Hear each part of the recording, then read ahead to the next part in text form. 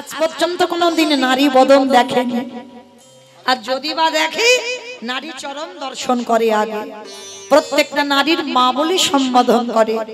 নারী বদন দেখবার আগে বাবা সবার নিবেদন, এটা আমার কথা নয়, রামায়ণে আমার লক্ষণ বলেছিল। যখন 14 বছর পর যখন ফিরে এসে রাজ সিংহাসনে রাম বসেছিল, আর বসে বাবা পিছনে ছাতা ধরেছিল না, লক্ষণ ছত্র ধরেছিল, আর ধরে ধরে বারবার ঘুমিয়ে রাম রেগে গেছে। এত বছর পরে আমি রাজ সিংহাসন পেলাম, আর তুই আমার পিছনে ছাতা ধরে ঘুমাচ্ছিস। দাদা রেগে গেছে। তা দাদা রেগে যেতে ভাই বলছে, দাদা ঘুমাচ্ছি কেন জানো? আমি 14 বছর ঘুমাই নাই। 14 বছর, একটা দুটো দিন নয়, 14 বছর নাকি ঘুমাইনি। দাদা হেসে উঠেছে, আরে লক্ষণ 14 বছর ঘুমাইনি, মানুষ বাঁচবে? বলে, দাদা তুমি বোধহয় জানো না, আমি 14টা বছর ব্রহ্মচর্য পালন করেছি। 14 বছর যখন আমার তুমি বনে ছিলে, আমার চোখে নিদ্রা দেবী আসতো, তখন আমি নিদ্রা দেবীর কাছে প্রার্থনা করেছিলাম ধ্যানাযোগে বসে, নিদ্রা দেবী আমি বনবাসে এসেছি আমার দাদাকে দেখভাল করার জন্য, কৃপা করে 14 বছর আমার চোখে আসবি না।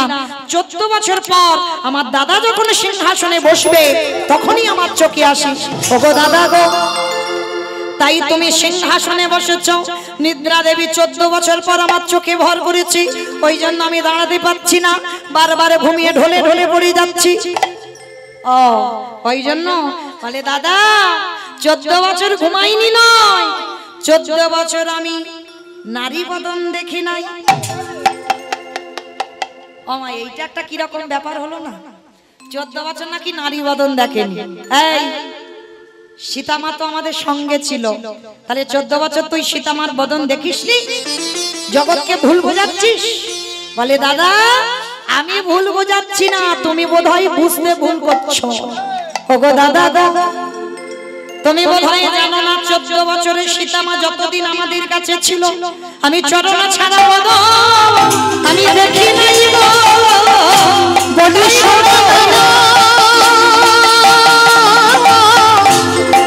তোমায় জানাই রাখি, আমি চরণে ছাড়া বদন দেখি না গো।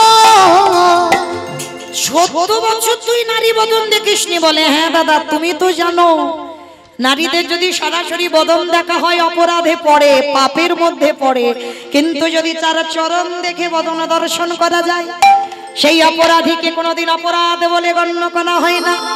তাই আমি দেখতাম মায়ের বদন, কিন্তু চরণ দেখে তার পরিবদন।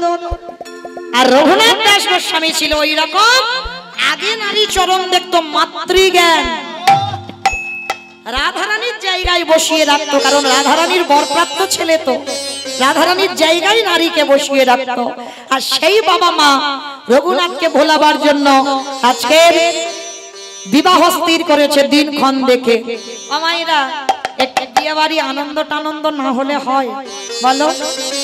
একটু খাওয়া দাওয়া হবে, আনন্দ হবে, নাচানাচি হবে, তবে তো বিয়ে বলে মানাবে, তাই না? ওই একটু উলুধ্বনি দাও।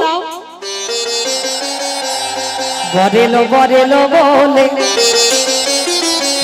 বরেলো বরেলো বলে পড়ে গেল সারা, বরেলো বরেলো বলে পড়ে গেল সারা গো।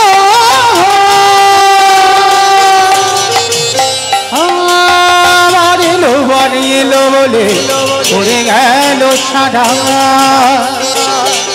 বরেলো বরেলো বলে পড়ে গেল সারা। পাড়া প্রতিবেশী গণ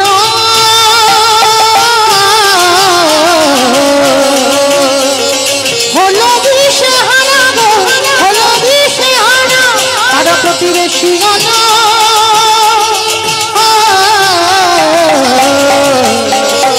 হলো দিশেহারা গো, হলো দিশেহারা। ঢাকে বাজে ঢোলক বাজে, ঢাকে বাজে ঢোলক বাজে, মা দোলে বিদুল।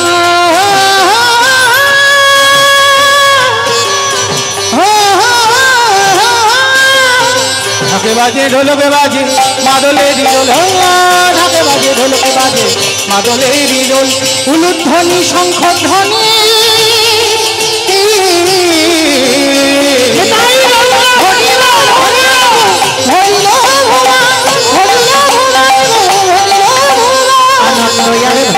তাদের আনন্দ ইয়ারে ধরে না, আনন্দ ইয়ারে ধরে, আনন্দ ইয়ারে ধরে না, রঘুনাথের বিবাহে আনন্দ ধরে না, রঘুনাথের বিবাহে আনন্দ ধরে না। রাজার ছেলের বিবাহ, চারিদিকে আলো, ধুমধাম, বাজনা, আনন্দ, নাচানাচি, গান, সব দিকে আনন্দ হচ্ছে। কিন্তু রঘুনাথ, ওর তো বিয়েতে মনই নেই। রাধে, ওর তো এক জায়গায় মন বসে গেছে বাবা, আর কোনো জায়গায় যাবে না। যত ছোটাছুটি করো না কেন, কি গো, যদি কেউ জগন্নাথের ভক্ত হও ভালো করে বুঝবে, হাত নেই, পা নেই, জগতে বলে ঠুটো জগন্নাথ, কিন্তু একবার যদি ওই ঠুটোকেই ভালোবাসো, যত তুমি বাঁশি বাজাও না কেন, আর যত তুমি রূপবান পুরুষ সামনে এনে দাও না কেন, ভালো কি লাগবে? কারণ তার মনটা তো ওই কালো রঙের ছেলেটার দিকে চলে গেছে। হাজার বাবা তুমি সিনেমাটি সেনে সামনে দাঁড় করালেও আর যাবে না। হাজার রূপবতী যদি স্বর্গের নারী অপ্সরা এনে দাঁড় করাও, রঘুনাথে তো যাবে না ওদিকে মন। বিয়ে হলো পরের দিন কাল রাত্রি, তার পরের দিনে হলো ফুলসজ্জার রাত। এইবার মা দেখেন, সহধর্মিনী কাকে বলে? বউ তো সবাই, স্ত্রী তো সবাই, এতগুলো আমরা নারী আছি, একটা মিলবে কি তা সন্দেহ সহধর্মিনী। আর রঘুনাথ যে নারীকে বিয়ে করেছে বাবা, সে নারীর চরিত্রটা দেখে। ফুলসজ্জা রাত্রিবেলা স্বামী বসে বসে কান্নাকাটি বাঁধিয়ে দিয়েছে। ও মায়েরা উল্টে গেছে। এখনকার দিনে নয় বাবা, অনেক দিন যাতায়াত থাকে, এখন আর সেই ফুলসজ্জার দিনে এখন আর কান্নাকাটি হয় না। যখন বউ ভাতের বাপের বাড়ির লোকজনেরা যায়, আগেকার দিনে মেয়েরা কত কান্নাকাটি হতো, মানে এখন যেন ওই বাড়ি থেকে এই বাড়িটাই ভালো। এখন আর কান্নাকাটি হয় না, এখন অনেক তো ফোনের যাতায়াত আছে, এখন ফোনেই সবকিছু হয়। কিন্তু লক্ষ্য করো রঘুনাথ, এখনকার লীলা নয়, তখনকার দিনে রঘুনাথ বাসর সজ্জায় বসে কাঁদছে। আচ্ছা বলো বাবা, কোন পুরুষ যদি বাসর ঘরে বসে কাঁদে, এখনকার দিনের কথা বলো, কি মনে করব? অন্য জায়গায় প্রেম আছে, এটা একদম খাঁটি কথা, তাই না? যে আমার পছন্দ নয়, অন্য জায়গায় প্রেম ভালোবাসা আছে, তার জন্য কাঁদছে। কিন্তু রঘুনাথে তো তা নয়, তাহলে কার জন্য কাঁদছে? রত্নাবতী ঘরে প্রবেশ করেছে, স্বামীর চরণে প্রণাম করে বলছে, স্বামী তুমি কাঁদছো কেন? মাথা নিচু করে আছে, নারী বদন দেখে না তো। বিয়ে করেছে ঠিক কথা, কিন্তু এখনো পর্যন্ত দেখেনি রত্নাবতীর মুখ। অত অপ্সরা, অত সুন্দরী, তবু দেখেনি। মাথাটা নিচু করে আছে, করজোর করে রত্নাবতী বলছে, স্বামী তুমি কি জানো তোমার বাবা মা কেন বিয়ে দিয়েছে আমার সঙ্গে? তুমি জানো না, আমি আজকে তোমায় বলে দিই, তোমাকে কৃষ্ণ ভোলাবার জন্য। মাথা নিচু করে রঘুনাথ বলে উঠলো, তুমি কি মনে করো আমাকে ভোলাতে পারবে? কিন্তু স্বামী আমি বুঝতে পারছি না তুমি কাঁদছো কার জন্য। রঘুনাথ বলে উঠলো, আমি যার জন্য কাঁদছি তুমি পারবে আমাকে তার কাছে পাঠিয়ে দিতে? স্বামী এটা তুমি কি বলছো? অগ্নি সাক্ষী করে আমি তোমায় বিয়ে করেছি, আর তুমি বলছো এই রাত্রিবেলা আমি তোমাকে তার কাছে পাঠাবো? কে সে? রত্নাবতী তো জানে না সে কে, কার জন্য এত কাঁদে। বেশ বলো, তুমি যখন আমার থেকে তাকে এতটাই ভালোবাসো, আমি কথা দিলাম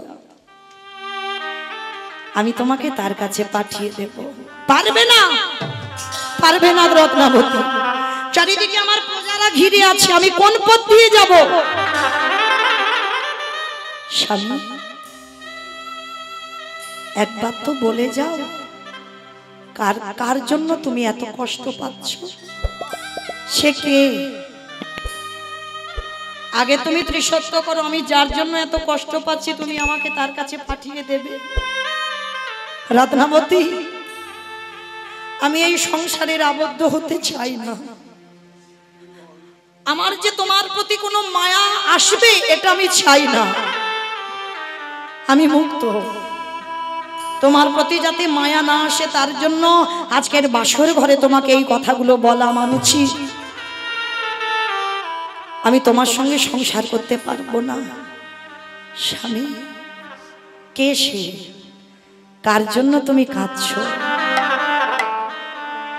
রত্না, যার জন্য আমার মন এত আকুলি বিকুলি, যার জন্য আমার এত কষ্ট, যার জন্য আমার এত জ্বালা, যার জন্য আমি এই সংসারে থাকতে চাই না, সে অন্য কেউ নয়, যার নাম হলো কৃষ্ণ।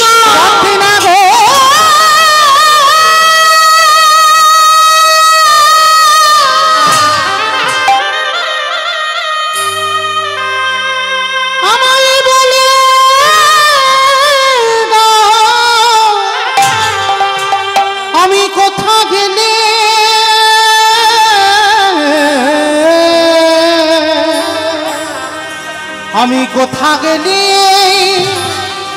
আমার কৃষ্ণ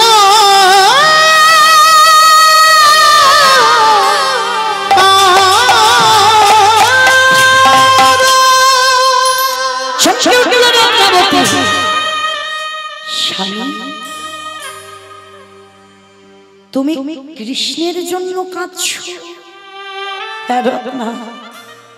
আমাকে বিদায় দাও। আমি এই বাসর ঘরে আমি তোমাকে ফেলে রেখে চলে যেতে চাই। বেশ, আমি কথা দিলাম, এই তো 3টে দিন আমি তোমার চরণে থাকলাম। বিয়ে হলো, তারপরের দিন কাল রাত্রি গেল, আজকের বাসর ঘর। আর আমি কথা দিলাম স্বামী, চিরজনমের মতো তোমাকে আমি ছেড়ে দেব। রত্না, ভেবে বলছো তো আর কোনোদিন তুমি আমায় পাবে না? স্বামী, জীবনে যতদিন বাঁচব তোমার এই 3 দিনের শীতটুকু নিয়ে আমি বেঁচে থাকবো। বেশ, এই তো 3টে দিন হলো তোমার কাছে থাকা। শোনো স্বামী, আমাদের প্রথম দরজায় দাঁড়িয়েরা তো পাহারা দিচ্ছে। একটা কাজ করো, এই রাতের অন্ধকারে তুমি পিছনের দরজা দিয়ে পালিয়ে যাও। চমকে উঠলো রঘুনাথ। রত্না, তোমার এত বড় ত্যাগ, আমি যে তোমার কাছে ঋণী হয়ে গেলাম। স্বামী গো,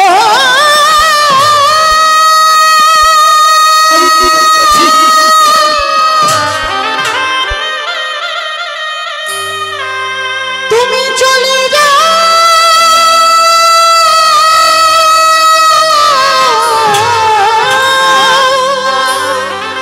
আরে শোনা কোনদিন তুমি যেথা গেলে তোমার কৃষ্ণ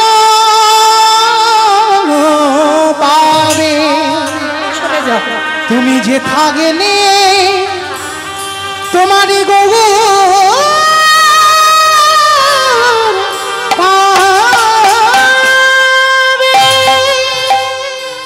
শেষ বেলার মতো রত্নাবতী একবার স্বামীর চরণে প্রণাম। আমি সুখের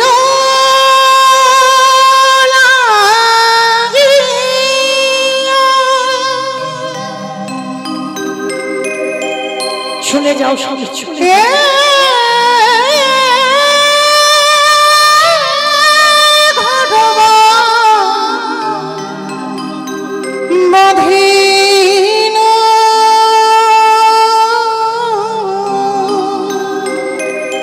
আর ফিরে এসো।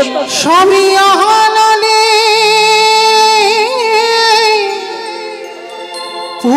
উড়িয়া গেল রে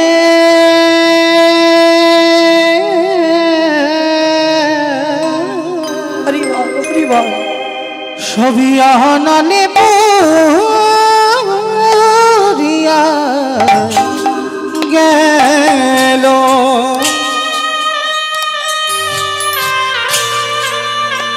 চলে যাও, এই রাতের অন্ধকারে তুমি চলে যাও, আর কোনোদিন এসো না, কোনোদিন তুমি এসো না।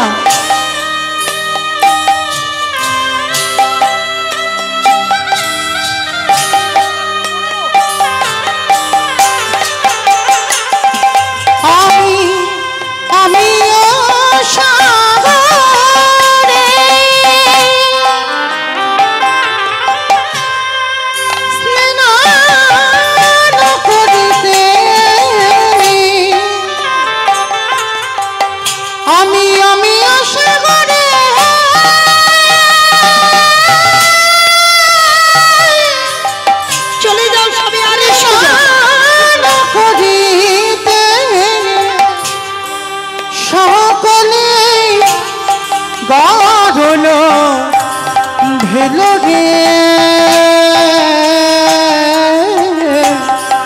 সকলি হলো ভেলো।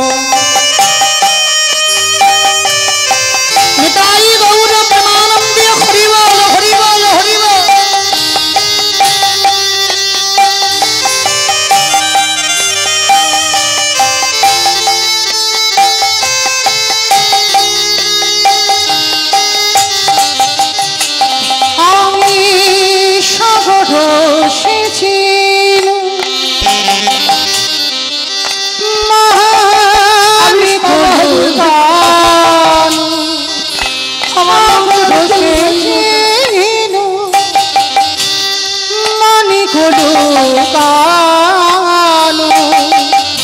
এই অভাগিত দোষে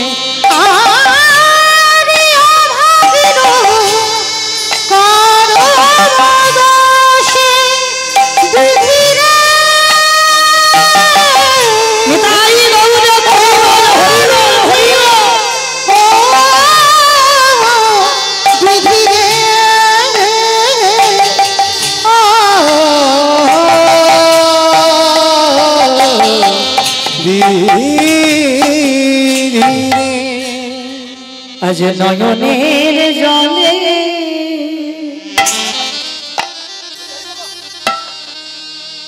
আজ জনমে দুঃখী মায়া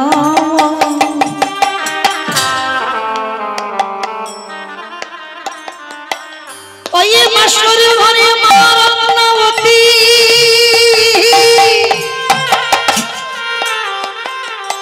শেষ বেলার মাতো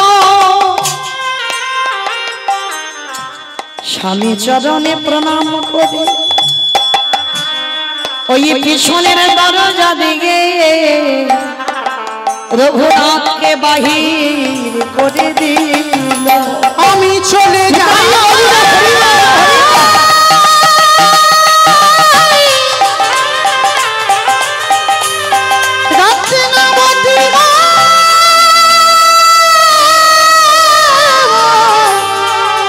আমি চলে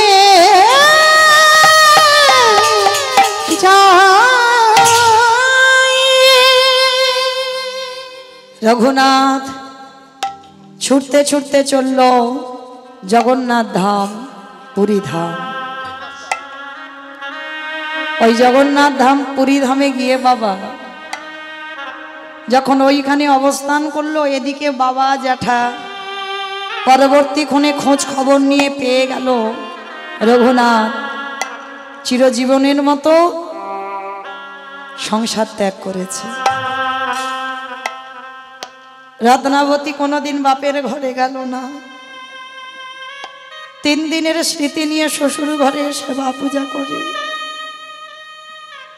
যখন বাবা জ্যাঠা খবর পেল বাবা অন্ন বস্ত্র অর্থ পাঠায় পুরী ধামে, আর রঘুনাথ সেইগুলো নিয়ে পুরীতে দান করে, জগন্নাথ ধামে দান করে গরিব ব্যক্তিদের। কিন্তু জগন্নাথ ধামে গেল, আমার মহাপ্রভু একদিনের জন্য রঘুনাথের সঙ্গে দেখা করেনি, রঘুনাথের মুখও দেখতে চায় না।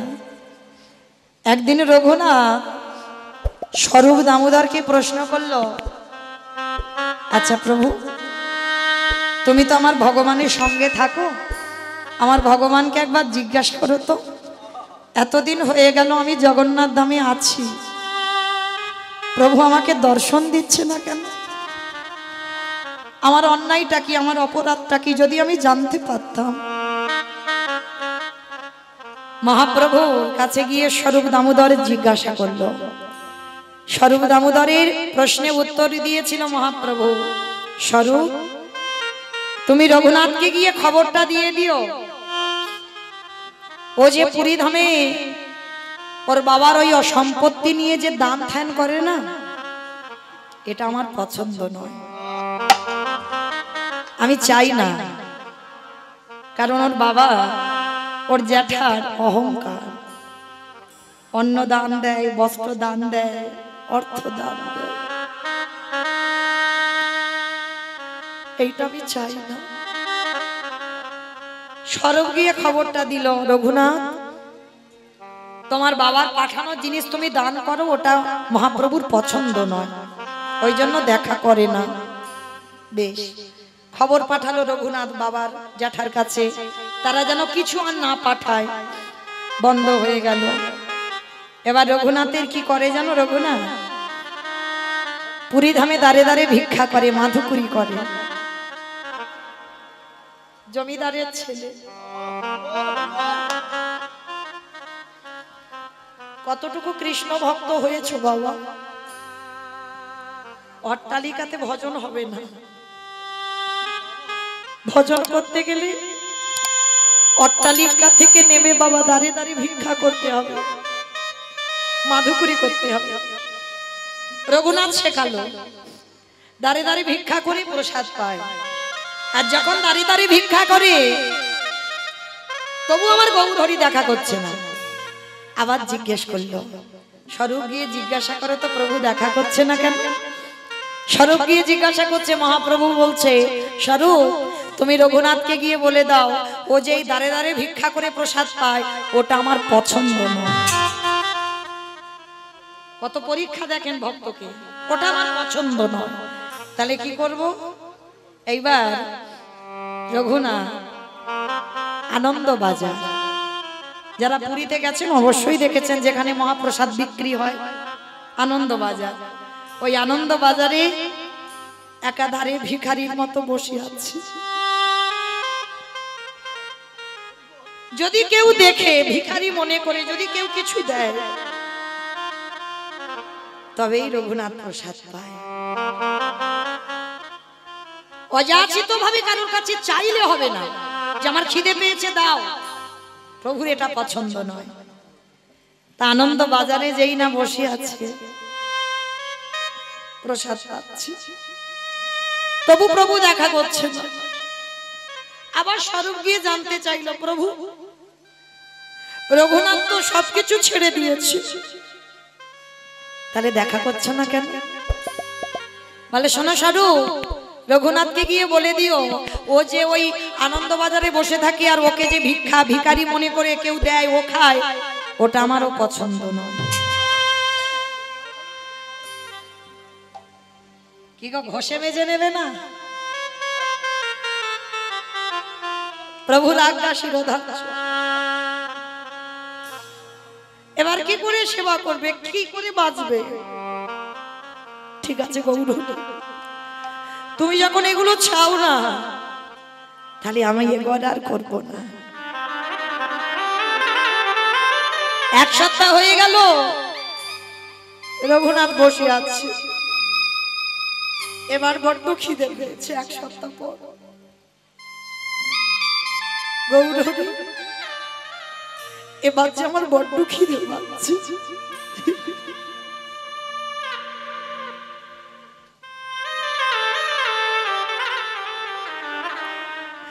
তুমি এত পরীক্ষা নিয়েছো,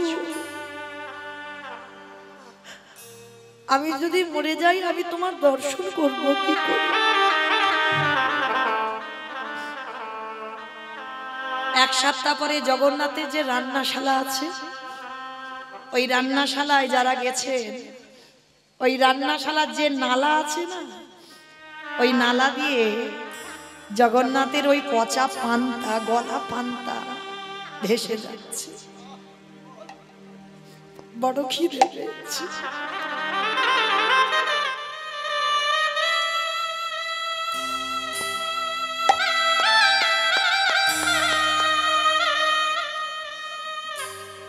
ওই গলা পচা পান্তা তুলে দিয়ে একটু ধৌত করে তাতে লবণও নেই। খিদে পেয়েছে তো, গৌর হরিকে ভজন করতে হবে, তো ওই পচা পান্তাটা তুলে নিয়ে সবে রঘুনাথ এক গ্রাস দিতে যাবে। আর যেই দিতে গেছে, পিছন থেকে আমার গৌর হরি এসে হাতটা চেপে ধরেছে।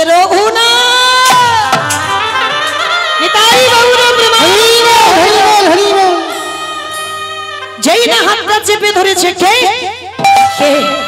কি আমার হাতটাকে চেপে ধরলো? রঘুনাথ পিছনে তাকিয়ে দেখে না গৌর হরি দাঁড়িয়ে আছে। প্রভু, প্রভু তুমি এসেছো। কিরে, তুই একা একা প্রসাদ পাচ্ছিস? আমায় দে, আমায় একটু প্রসাদ দে না গৌর।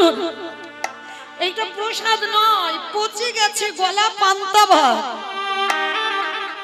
এই প্রসাদ কোনদিন পচে? প্রসাদ কোনদিন গলে যায়? প্রসাদ প্রসাদই হয়। দে না গৌর, এটা আমি মুখে দিয়ে ফেলেছি, আর কিছু ওটাই দে। ভক্ত বাৎসল্য ভগবান, ভক্তের প্রেমে মাখানো ভালোবাসা মাখানো। রঘুনাথে যাই নাই আমার ওই গলা পচা মহাপ্রসাদ, ওই রঘুনাথে বদলে এক গ্রাস দিয়েছে, হাতে একটু লেগে আছে। আমার গৌর হরি পিছনে এসে রঘুনাথের হাতে থেকে কেড়ে নিয়ে পচা পান্তা সেবা করলো।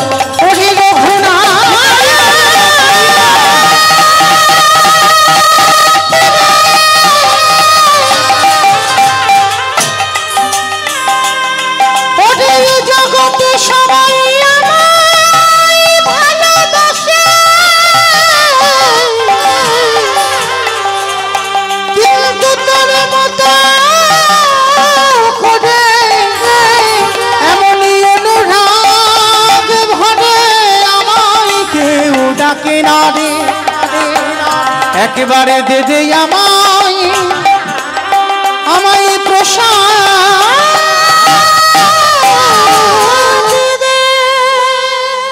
রঘুনাথ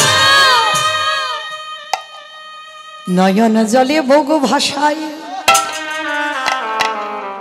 দেখো কেমন ভক্ত আর কেমন ভগবান। ভক্তের উচ্ছিষ্ট প্রসাদ ভগবান সেবা করিল। রঘুনাথে আকুলে প্রাণে কেঁদে বলল গৌর হরি, এটা পাপ, এটাই অপরাধ।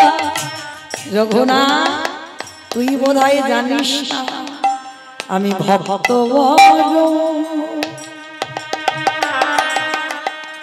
ও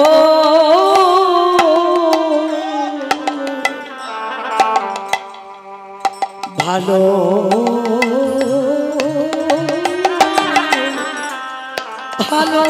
ভালোবাসি, তাই তো যুগে যুগে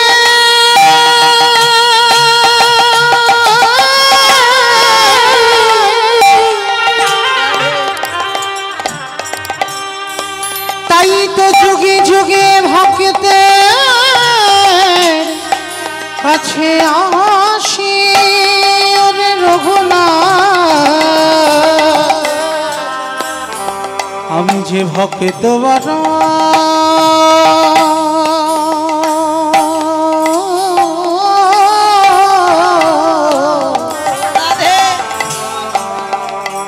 বড় ভালো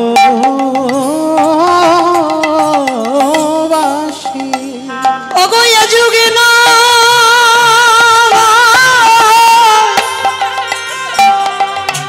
প্রতি যুগে যুগে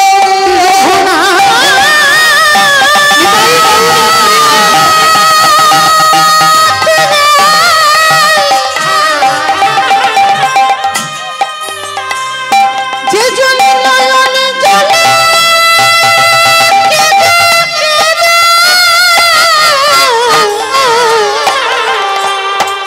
একেবারে ডাকার মতো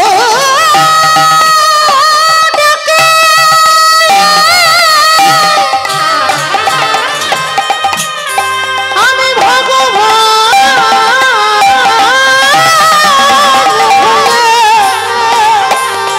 সেই ভক্তে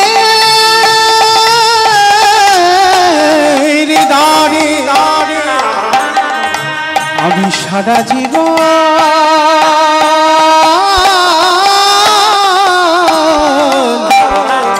বাধা পড়ে যাই ভক্তই আমার মাতা পিতা ভক্তই আমার গুরু ভক্তই আমার রেখেছে মান বংশা কল্পতরু ভক্ত সেবা দিলে আমি সেবা পাই ভক্ত সেবা না দিলে আমি উপবাসে যাই যেই না নয়ন জলে রঘুনাথকে দিল রঘুনাথকে আশীর্বাদ দিয়ে রঘুনাথ বৃন্দাবনে ছুটে চলল রাধা কুণ্ডের তীরে আর রাধা কুণ্ডের তীরে গিয়ে আকুল প্রাণে যখনই কাঁদল আরে কি আমার ভগবান থাকতে পারে প্রেমময়ী রাধা রানী আমার ওই রঘুনাথের চোখের জল দর্শন করে রঘুনাথ ধুলার পড়ে পড়ে কাঁদছে প্রখর রোদ বৃষ্টি আমার প্রেমময়ী রাধা রানী আঁচলটা লাল করে দিয়ে দাঁড়িয়ে আছে রঘুনাথ মনে মনে ভাবলো কি আমাকে আচ্ছাদন করলো যেই না পিছনে তাকালো দেখলো এক রমণী সে তো রমণী নয় সে হলো বৃন্দাবনে আলাপলা গোপালিনী রাধা রানী রানীকে দর্শন পেল নিতাই গৌর হরি বল হরি বল রাধে গো কৃপা করো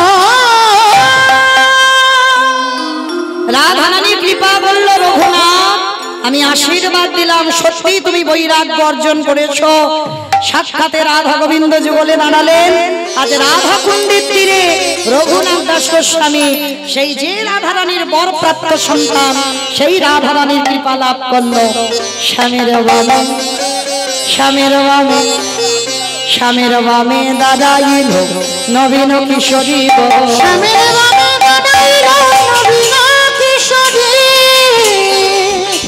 স্বামীর বামে দাঁড়াইল নবীন আস্তে সবাই দেখে হাত দুটো তোলো তো দেখি সবাই প্রত্যেকে পদ্মের পাতা হে পাতায় দিচ্ছে পদ্মের হরে কৃষ্ণ কৃষ্ণ কৃষ্ণ হরে হরে হরে রাম রাম রাম হরে হরে হরে কৃষ্ণ